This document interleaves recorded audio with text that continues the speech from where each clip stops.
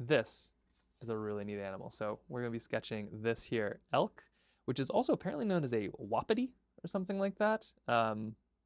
Definitely probably missaying that, but they've got multiple names, and they are North America's largest deer.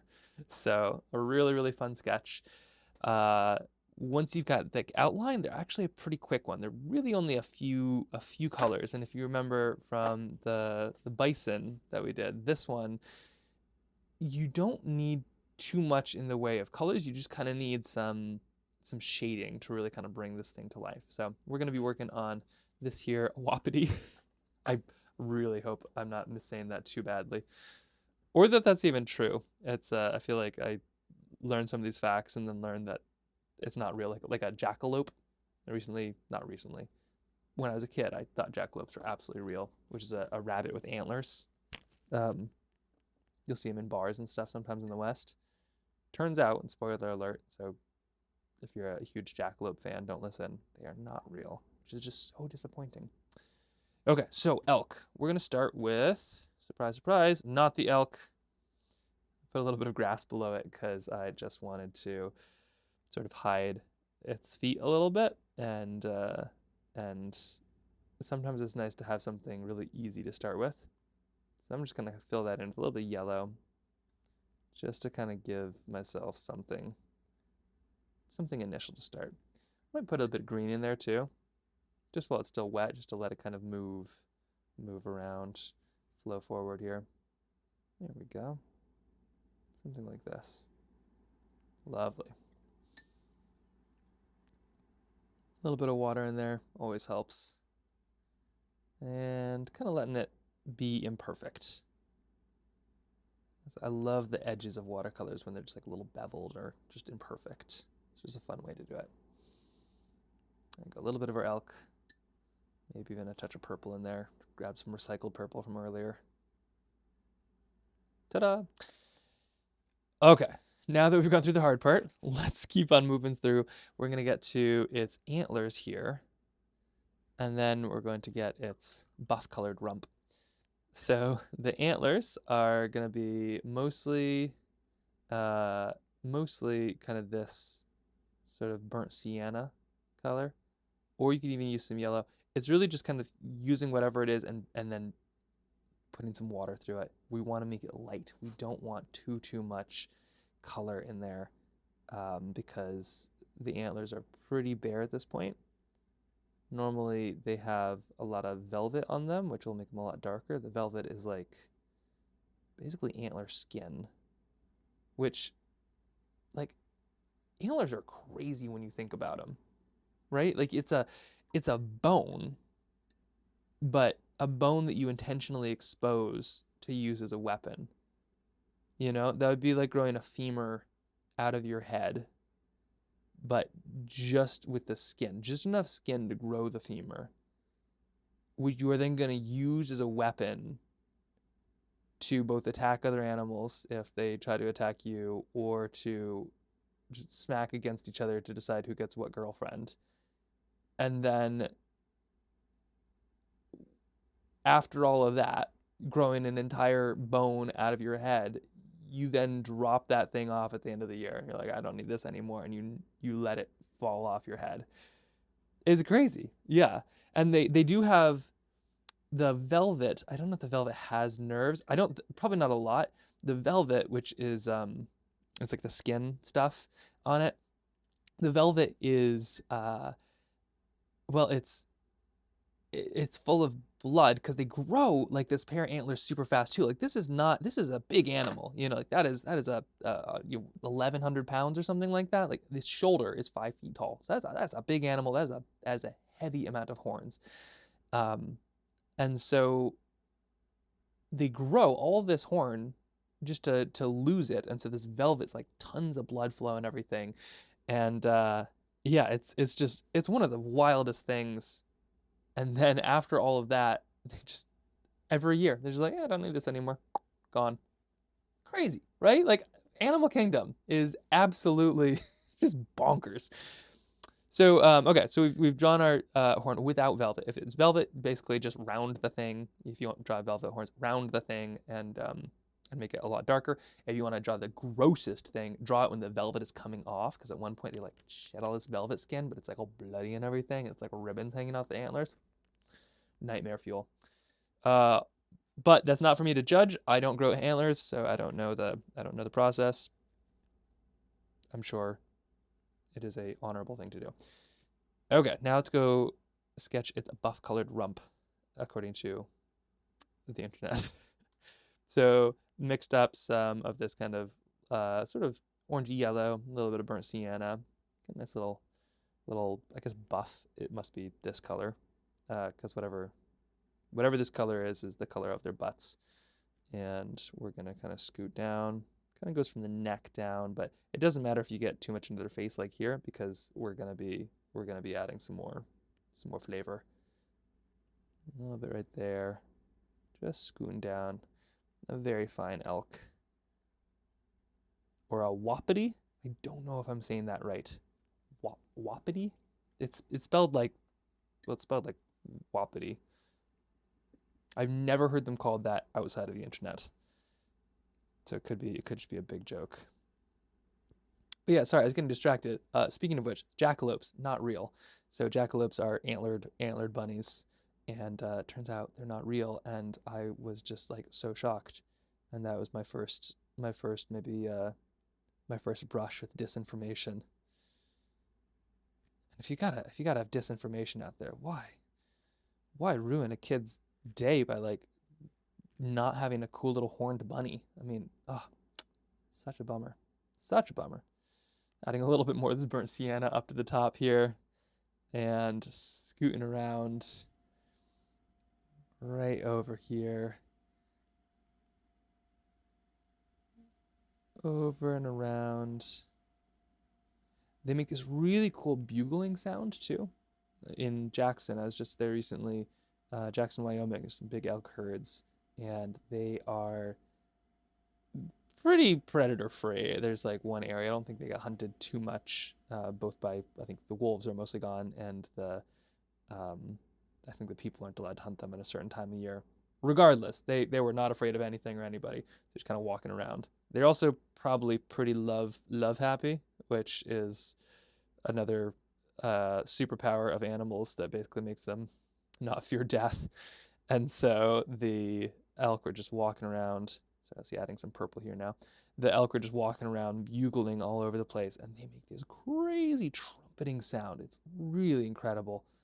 I won't even pretend like I know how to start, because yeah, I just, that would immediately get clipped, and I'd probably go viral for wild man goes crazy while making a sketch. But like they're just so like prehistoric sound. I don't know. It's really cool. But it's kind of their fun like love song. Not what would really get me going for a love song. I'd much prefer something maybe Taylor Swifty-esque. Just hearing the trumpeting, terrifying bugling, but from afar it carries. It is really cool. Okay, so we got a little bit of this purple. That's kind of our main shade there. Its face is going to be way darker too, so it's okay that we have a little bit of this, and I can move it around with water if I want to.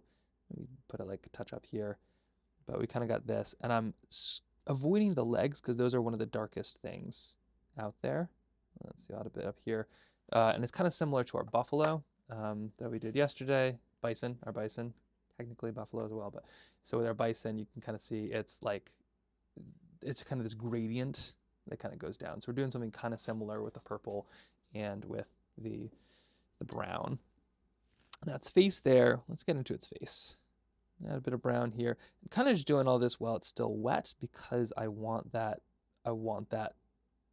water to still kind of flow, and I want that to have kind of a good little gradient.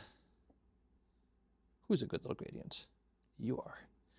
Okay, a little bit here, a little bit there, and we're just kind of scooting around and just filling in. Their faces aren't quite as dark as bison's per se, but they do have a lot of colors in there. So we're going to kind of try to get a lot in there. And the purple is going to dry lighter, at least the one I've got. So feel free to kind of go darker here if you need. Right there, just adding a few around. Lovely, lovely, lovely. There we go, right up to the top. Now we have a whole coloring book, so if you ever want to do one of these, it's on the Trailbound site, and it has different versions. This is like the buffalo from yesterday. There's 24 of these. So if you ever want to do some sketching, jump on right now.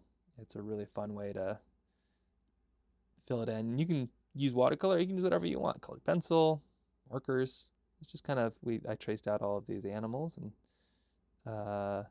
it's just kind of fun to give a little bit of a challenge. Okay, now this is some indigo. I took it back. I'm going to give him a bit darker of a face, kind of like that buffalo. Bit of indigo, just while it's still wet. Going through its little neck ruff too, and I'm going to work it down just a little bit. Now, I live in Alaska, so we have reindeer and caribou, which are a little different than elk. Well, in like many ways. Coloring wise, they're a little bit lighter. They kind of have this nice light, like I don't know. They've got like, they're a bit more creamy to the elk's, a bit more two-tone, but also they're just like, yeah, they're I think an older animal. Elk are North America's largest deer, I found out, which is interesting. All right, so we got some of this. Now let's go get these back antlers here, because these front antlers should be good. Actually, let's get this front antlers filled in and then load the back antlers. I'm basically trying to get something that's slightly darker than whatever this color is, so a little bit of indigo mixed with some brown maybe. And I'm just gonna work my way up this antler right here. Just like that. Only on one side. And that's gonna give us a good sense of depth. Let me show you. So here is that right there. It doesn't take much, but just like having two different shades instantly gives you depth, which is great. These legs are going to be much darker, but we're going to add those in after the fact. So we're kind of waiting for a lot of this to dry to sort of see where it goes here. There we are. Oop. Let's see what happened here. There we go. Easy to get distracted by the elk. That's the power. Not even any bugling going on here. And this is, let's see. This might be the time to go for these legs. Let's add a few legs here. So a few legs. There are legs on here. Let's color in a few legs. Let's make a 6-legged elk. Why not? Let's really just get out there. Adding a little bit of some indigo right down here. Same on this one. But not too much, because I want those back legs to be a little bit darker. So I want some separation of leg. There we go. Just like that. Its back legs. Yeah, would those be considered its arms? Do elk have arms, or do they just have 4 legs? I wonder what they think. Because it's kind of like 2-wheel versus 4-wheel drive, right? Like the back legs, like it's probably scratching its ears with those, but like it, it probably spends a lot more time with its front legs.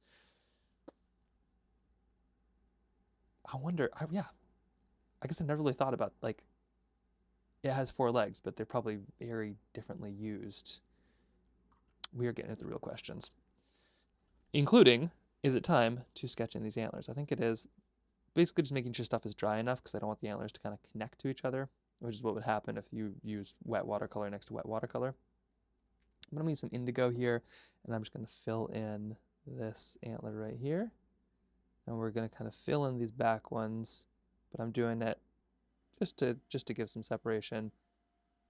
It probably isn't realistic that they're all in shade, but that's the beauty of art. It just works. People just kind of get it. There we go, a little bit here, a little bit there. And I traced this sketch out from that paper. So I put that paper on a little light board, and I was able to trace out this look. There you go, I can kind of see. And this is all slowly drying here, which I absolutely love. I might go in and touch up just a little bit of it, but I like this between, I like the purple goes to the blue, goes to like, it's working, you know? Okay, it's got a little bit of that there. Let's go add a touch more. I don't know, maybe some, just a couple little, just adding some little doodads of brush line. There's got to be terms, like little hatching maybe? I don't know. It feels like everything in art has like a fancy term, but like in realisticness, it's all silly. It's all silly and fun. Little little tiny notches that make little bits of paint seem realistic in real life, which I love. Okay, there we go. One little elk right there, and now once down here is dry, and it may well be. Let me just take a really close look here. Nope, not dry. But tell you what, there's a really fast way to do this. I've got a little heater right there. It's currently -5, so that heater is blasting. Whoa. And put that right there. It should only take like 1 or 2 questions, and then we should be in good shape.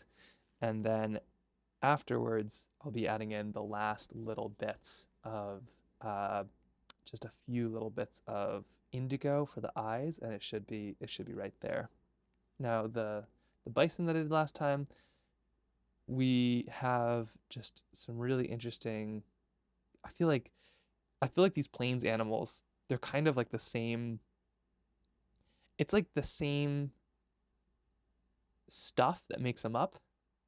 I feel this way about like Arctic foxes and Arctic hares. You know, it's sort of like the hare's got the claws on the feet and the fox has the sharp ones in the mouth. You know, it's almost like you just have the same Lego set and then you just put it together in different ways.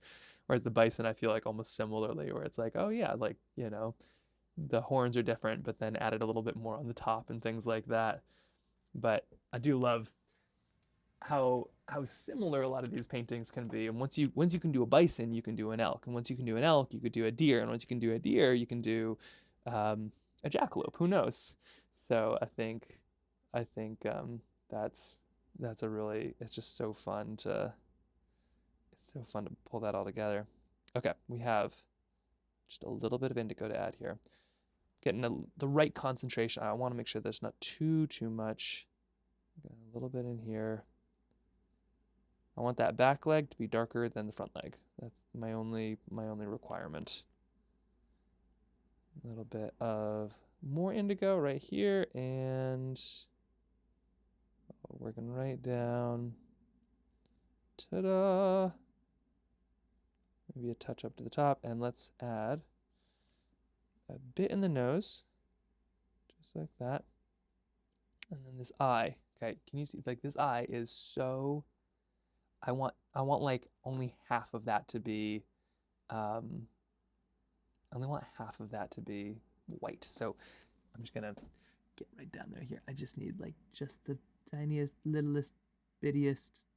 There we go. That. I suppose you could do that with a pen too, but there we go. Ta-da! Voila! And there you have a really fun little elk. Day 12 of the 24 little sketches we have. You can find the coloring book on the Trailbound Sketches website, but also can't wait to do more little ones of this, and definitely let me know what other sketches you'd like to see.